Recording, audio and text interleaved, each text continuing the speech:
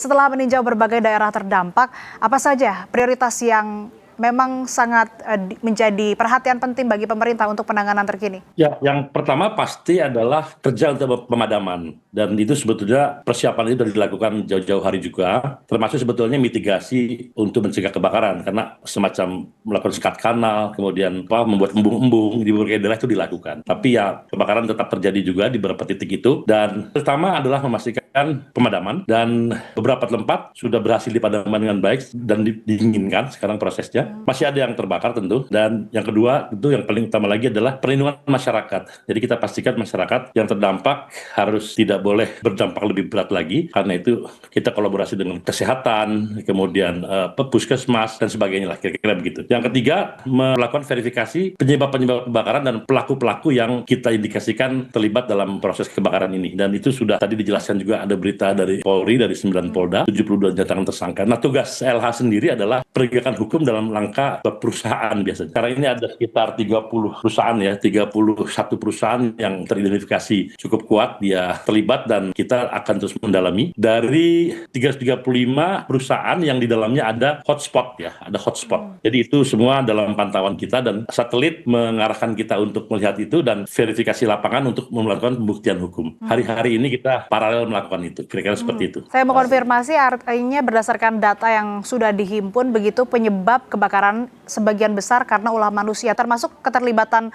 korporasi tersebut? Ya, kita pasti tidak hanya akan mengejar physical actor atau aktor fisik ya, tapi aktor intelektual pasti. Dan siapa yang diuntungkan, siapa yang manfaat besar dari situ ya, itu akan kelihatan nanti dalam proses investigasi. Jadi arahnya kalau denda-denda administratif, denda kerugian negara, denda pemulihan itu ada di pihak LH, tapi denda urusan pidana nanti kita akan kolaborasi kerja dengan Polri, kira-kira seperti itu. Tapi sejauh mana sih Pak efektivitas sanksi terhadap perusahaan jika terbukti melakukan? Saya rasa sih dari beberapa kejadian itu mereka yang sudah pernah terkena sanksi, mereka betul-betul hati-hati sekali melaksanakan mitigasi ini ya, sehingga bisa berkurang. Kita sebenarnya punya data dari tahun-tahun sebelumnya bahwa mereka yang pernah terkena sanksi, mereka melakukan tindakan teknis di lapangan ya, misalnya memonitor tinggi muka air tanah seperti itu. Dulu nggak punya, sekarang dia punya. Setelah 40 cm air gambut itu tidak ada airnya, itu warning hati-hati. Maka dibuat sekat kanal, maka dibuat embung-embung air biopori kayak begitu. Nah itu dari tahun ke tahun meningkat, kira-kira seperti itu.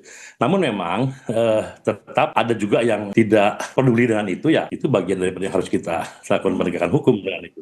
Terutama juga jujur, ini kan ada area masyarakat ya, ada area konsesi, ada area masyarakat, dan yang paling sulit memang penegakan dalam area masyarakat itu, karena dia hanya punya lahan beberapa hektar, dia bakar untuk 1-2 hektar tapi menyebar kemana-mana misalnya kayak gitu. Ini juga satu hal yang agak rumit ya. Kalau di area konsesi kita lebih mudah untuk melakukan penegakan hukum, denda administratif, sanksi dan sebagainya, kira-kira gitu. Artinya diperlukan sosialisasi ya untuk itu Pak? Ya, kita udah bukan diperlukan kawasan utamanya ya, kawasan yang dikelola oleh korporasi, kita terus-terusan sosialisasi, bahkan semacam warning lah kepada mereka juga, dan memberikan tahu langkah-langkahnya seperti apa. Nah, yang di luar kawasan konsesi itu kerjasama dengan Pemda, kepolisian setempat untuk memberikan edukasi, janganlah melakukan itu. Bahkan terakhir peraturan TLH yang baru ya menyatakan bahwa walaupun ada kebiasaan tradisional diperbolehkan membakar 1-2 hektar lahan gitu untuk bukan ladang, tapi untuk kali ini kita melarang itu sama sekali tidak boleh. Jadi kalau itu dilakukan, maka itu langsung akan berimplikasi pidana karena syarat-syaratnya akan tidak terpenuhi, kira-kira seperti itu. Pak Menteri, yang terjadi sekarang juga adalah kabut asapnya ini kan sampai ke negara tetangga. Sudah ada pembicaraan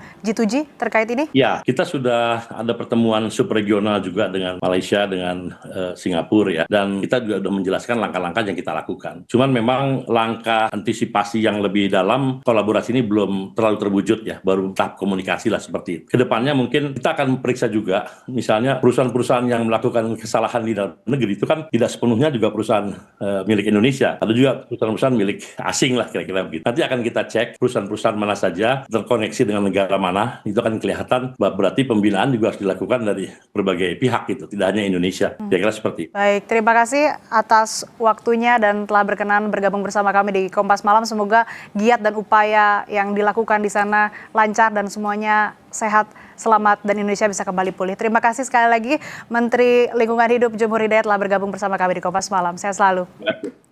Terima kasih.